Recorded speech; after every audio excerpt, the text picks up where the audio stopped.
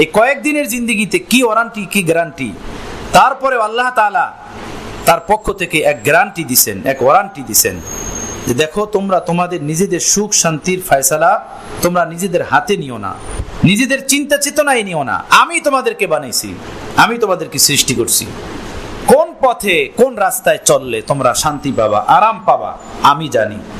এই কয়েকদিনের স্টেশনে তোমরা আরাম কিভাবে পাবা, শান্তি কিভাবে পাবা, সেটার গ্যারান্টি আমার কাছে, সেটার ওয়ারেন্টি আমার কাছে। আমার বাতলানো পথে যদি চলো তো শান্তি পাবা, আরাম পাবা। আর আমার বাতলানো পথে যদি না চলো, শান্তি পাবা না, আরাম পাবা না। আল্লাহ যদি কাউকে অশান্তিতে রাখতে চান, তার মাল ও দৌলত সম্পদের ভিতরেও তাকে অশান্তিতে রাখতে পারেন কি পারেন না? বলেন আপনারা।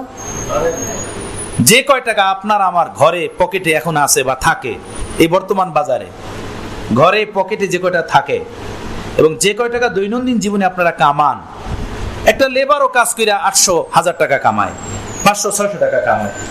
একটা মজদুর খেতে কাম করে 500-600 টাকা কামায়।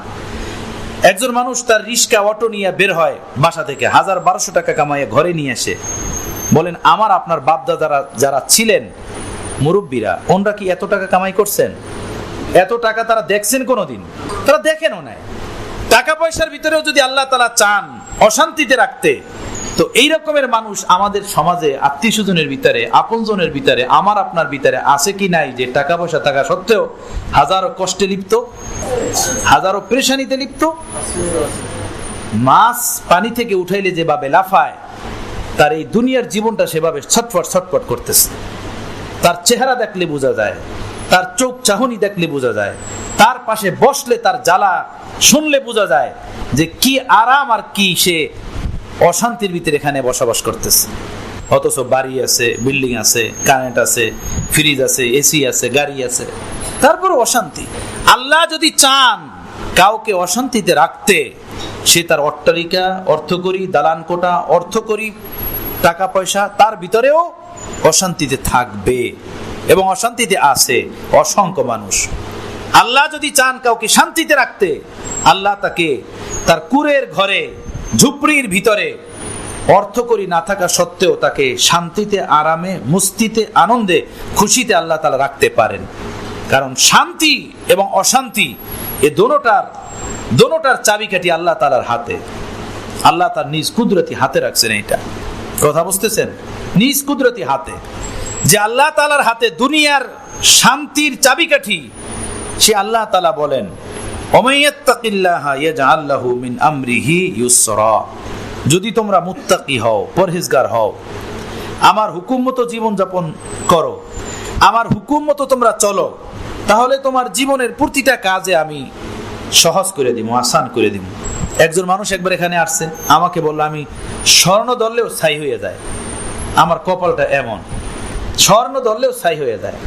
টাকা পয়সা দিয়ে ব্যবসা বাণিজ্য খাড়া করে একদম নীল হয়ে যায়, যে কাজই ধরে সেই কাজে নীল হয়ে যায়।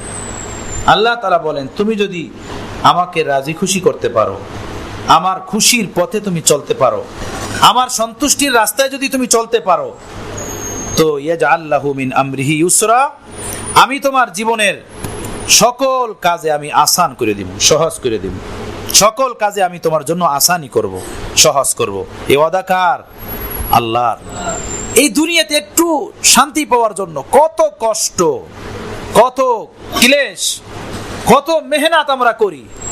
আল্লাহ বলেন তুমি যদি আমার হইতে পারো, তুমি যদি আমার হুকুম মতো চলতে পারো, তোমার কাম আমি বানাইয়া দিব, তোমার কাম আমি করে দিব, আমি তোমার সকল কাজে আসানি পয়দা করে দিব, সহজ পয়দা করে দিব। কথা বুঝতেছেন? ওমাইয়াত্তাকিল্লাহা ইয়াজআল লাহু মিন আমরিহি ইউসরা। সে তার সকল কাজে আসানি দেখবে, সহজ দেখবে, ইশারায় হয়ে যাবে, এমনি এমনি হয়ে যাবে। কিভাবে হবে সে নিজেও কল্পনা করতে পারবে না, কারণ তার তাওয়াক্কুল, তার ভরসা, তার সম্পর্ক আল্লাহ তাআলার সাথে। আল্লাহ পাক এই সূরার ভিতরে সামনেই বলেন ওমাইয়াত্তাকিল্লাহা ইয়াজআল লাহু মাখরাজা। যে ব্যক্তি আমাকে ভয় করবে, আমার হুকুম মতো জীবন যাপন করবে, আমি তাকে সকল মুসিবত থেকে মুক্তি দান করব। ইয়াজআল লাহু মাখরাজা, তাকে সকল মুসিবত থেকে মুক্তি দিবেন। তাম পেরেশানি থেকে তাকে মুক্তি দিবেন। আল্লাহ আল্লাহ আল্লাহ আল্লাহ আমাদেরকে আল্লাহ পাক বিপদ আপদ মুসিবত থেকে হেফাজত ফরমান, আল্লাহ পেরেশানি থেকে হেফাজত ফরমান। আমার বন্ধুগণ, তো আল্লাহ তাআলা বলেন যে তোমরা যদি তাকওয়া মতো চলো, গুনাহ মুক্ত জীবন গড়ো, নাফরমানি মুক্ত জীবন গড়ো, তো ইয়াজআল লাহু মাখরাজা, আল্লাহ তোমাকে তোমার তাম পেরেশানি থেকে তোমাকে মুক্তি দান করবেন, পেরেশানি থেকে তোমাকে উঠাই আনবেন।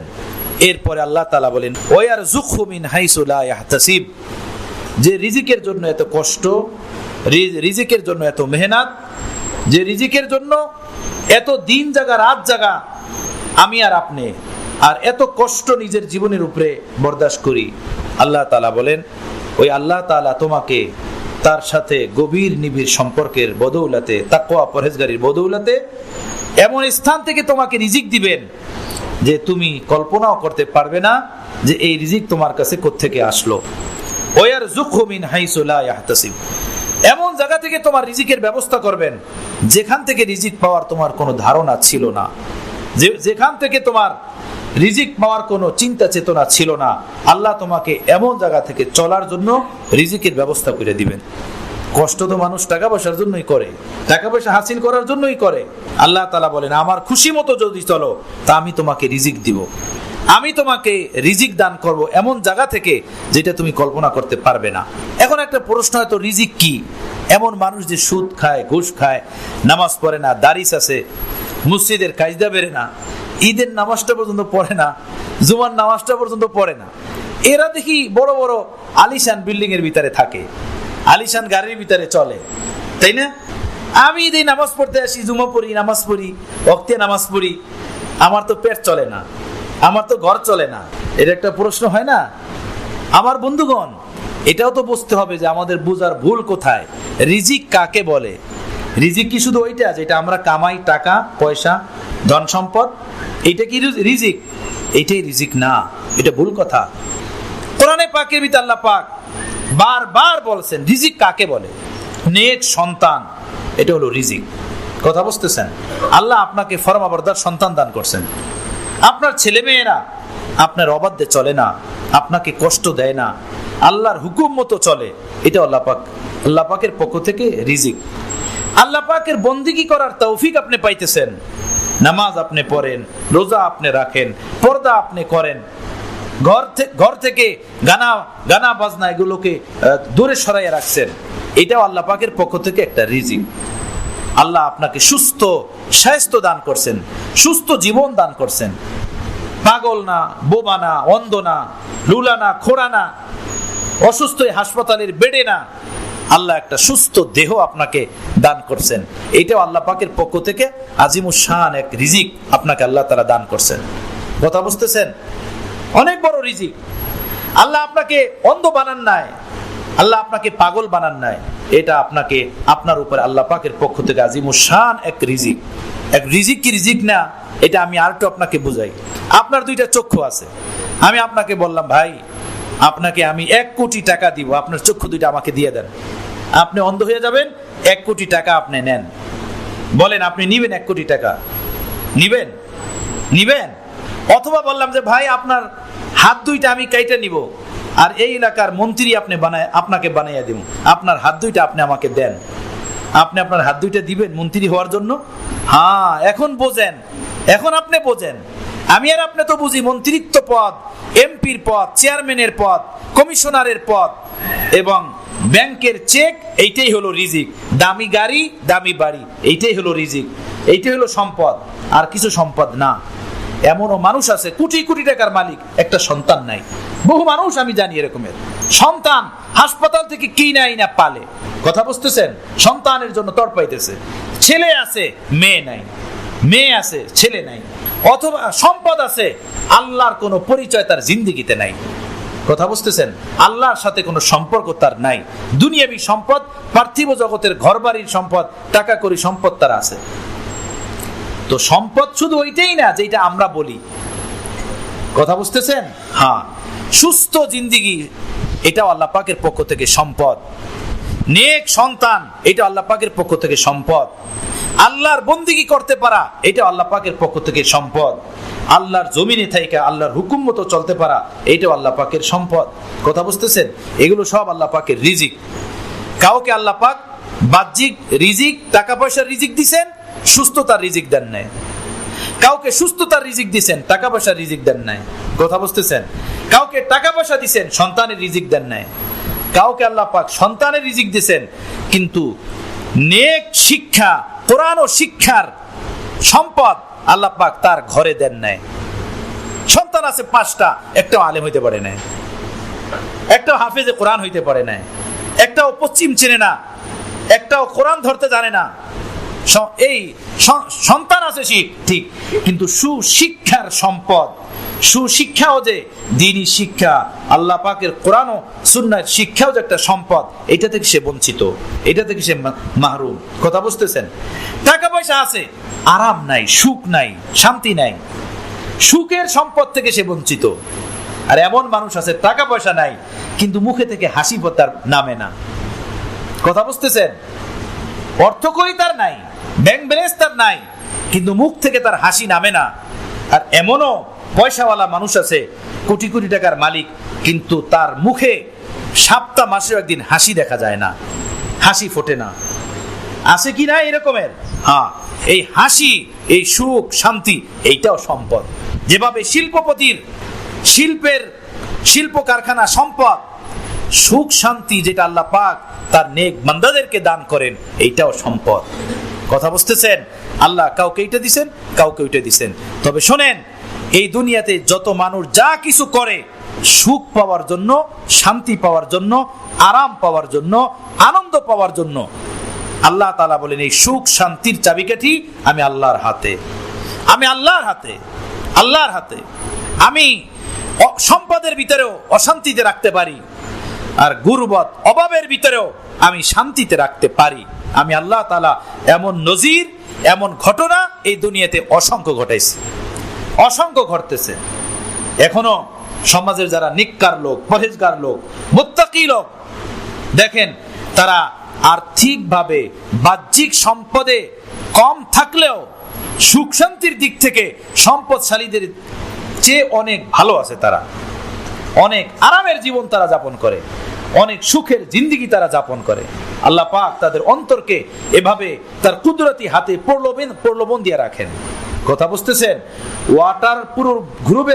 ওয়াটার প্রুফ ঘড়ির ভিতরে যেভাবে পানি ঢোকে না, এই ঝামেলার জগতে আল্লাহ তার নেক বান্দাদের অন্তরকে এমন ভাবে ওর ভিতরে সলিউশন লাগাইয়া রাখেন, ওর ভিতরে আটা লাগাইয়া রাখেন, তার অন্তরকে কোনো পেরেশানি গ্রাস করতে পারে না, কোনো পেরেশানি তার অন্তর ভিতরে ঢুকতে পারে না। কথা বুঝতেছেন বন্ধুগণ? আল্লাহ তাআলা কোরআনে পাকের ভিতরে বলেন যে তোমরা যদি আমাকে মানো, আমার পথে চলো, হারাম ছাড়ো, নেক পথে চলো, আমার হুকুম মতো জীবন যাপন করো, তো এই দুনিয়ার শান্তি আমি আমার হাতে আল্লাহ তাআলা রাখলাম, আমি তোমাকে দান করব, আমার এটা ওয়াদা, আমি তোমাকে দান করব। আর এর বিপরীতে যদি আমাকে নারাজ করো, তাহলে ওমান আরাজান যিকরি ফাইন্না লাহু মাঈশাতান দনকা, আমি তার দুনিয়ার জীবনকে অশান্তিতে ভরে দেব, অশান্তিতে ভরে দেব। শান্তি পাবে না, আরাম পাবে না, মজা পাবে না, আনন্দ পাবে না। দিনের ভিতরে শুধু ওয়াসওয়াসা আসবে, মইরা যাই দুনিয়া থেকে, আত্মহত্যা করি, ঘুমের ট্যাবলেট খাই, গলায় দড়ি দেই। কথা বুঝতেছেন? এই ধরনের এক পেরেশানি, কাশমাকাশ, মরা বাঁচার মধ্যে জীবন যাপন করবে। যেভাবে জাহান্নামীরা জাহান্নামে মরবেও না, বাঁচবেও না, গুনাহগার মানুষও তার দুনিয়াতে এমন ভাবে জীবন যাপন করে, এখানে মরেও না, বাঁচেও না। মাছ পানি থেকে উঠাইলে যেভাবে লাফাইতে থাকে, ছটফট করতে থাকে, আর পানির ভিতরে ছাইরা দিলে সে আরাম পায়, শান্তি পায়, গুনাহগারের জীবন হলো তেমন, এখানে শান্তি পায় না কোনো জিনিসে। আমার পীর মুর্শিদ রহমতুল্লাহ আলাইহি বলেছেন, কোরআনে পাক মাথায় দিয়া তাকে জিজ্ঞেস করো, নামাজ ছাইরা তুমি শান্তিতে আছো না অশান্তিতে? টিভি দেখা শান্তিতে আছো না অশান্তিতে? সুদ খাইয়া, সুদের ভিতরে টাকা লাগাইয়া শান্তিতে আছো না অশান্তিতে আছো? কামাও তো অনেক। আমাদের এখানে একবার কিছু লেবার আসছে মাটি কাটার জন্য, তাদেরকে জিজ্ঞেস করলাম কয় টাকা কামান ডেলি? বলে হুজুর এখানে 11টা পর্যন্ত মাটি কাটবো, বিকালে গিয়ে আবার আরেক কাজ করব। কথা বুঝতেছেন? হিসাব করলাম যে তাতে রোজ 1400-1500 টাকা হয়। আমি বললাম 1400-1500 টাকা রোজ কামান, কিছু খান না, আপনাদের হাড্ডি দিয়ে বেরিয়ে গেছে। শরীরে কিছু দিয়েন। বললে হুজুর দেশি ডিম বিক্রি করি এক হালি 80 টাকা। আরো 6 মাস আগের কথা, এক হালি 80 টাকা।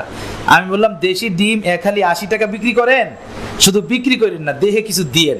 হুজুর দেহে তো দিতে পারি না কিছু। কেন দিতে পারেন না?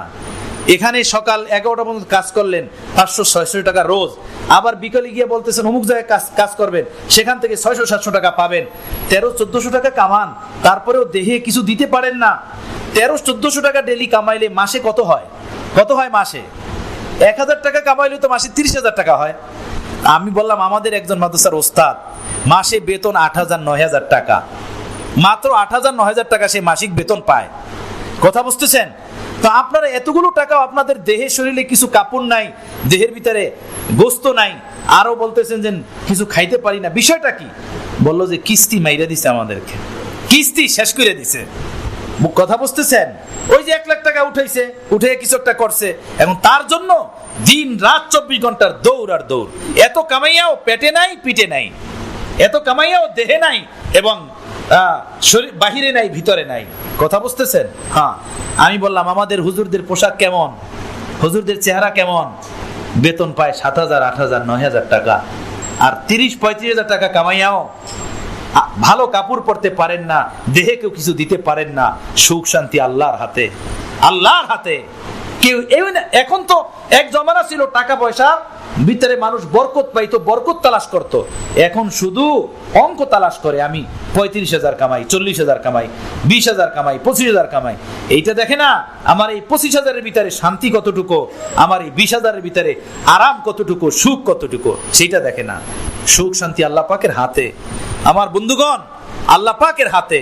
আমি আপনি আল্লাহর নাফরমানি ছেড়ে দিই, নামাজ ধরি, 5 ওয়াক্ত নামাজের ইহতিমাম করি, গান বাদ্য থেকে দূরে সরি। এই গ্রামীণ লোন, সুদি কারবার হারাম, আল্লাহ পাকের পক্ষ থেকে লানত বর্ষণ করা হয় তাদের উপরে যারা এই কারবারের ভিতরে, এই সুদি লেনদেনের ভিতরে জড়িত হয়।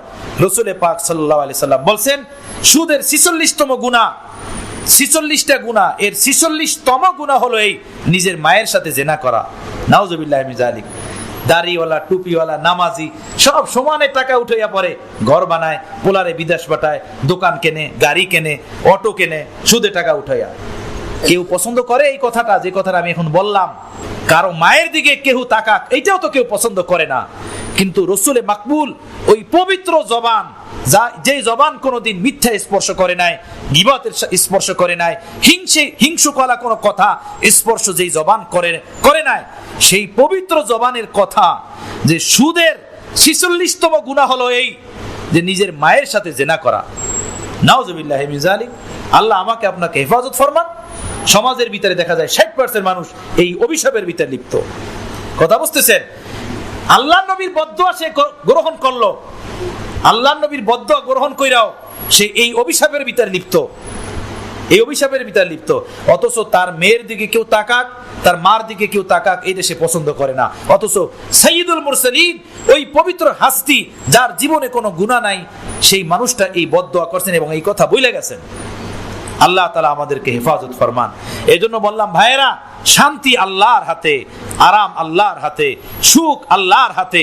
যদি উনি শান্তি দিতে চান, অল্প পয়সার ভিতরে দিতে পারেন, কুরের ঘরেও, টিনের ঘরেও দিতে পারেন, অল্প কামাইয়ের ভিতরে দিতে পারেন।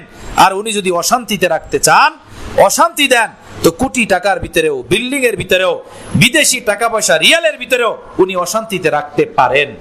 এই কথা বিশ্বাস করে আল্লাহর রুজ্জকে, আল্লাহর রশিকে মজবুত ভাবে ধরি, নামাজ ধরি, তাকওয়া ধরি, মিথ্যা সারি, চুরি সারি, গীবত সারি, মানুষকে কষ্ট দেওয়া সারি, টিভি ভিসিআর সারি, গান বাদ্য সারি, ঘরের ভিতরে পর্দা আনি, ছেলে মেয়েদেরকে দিনদারি শিখাই। আল্লাহ আমাদেরকে আল্লাহর হুকুম মতো চলার তৌফিক দান করেন। ওয়া আখির দাওয়ানা।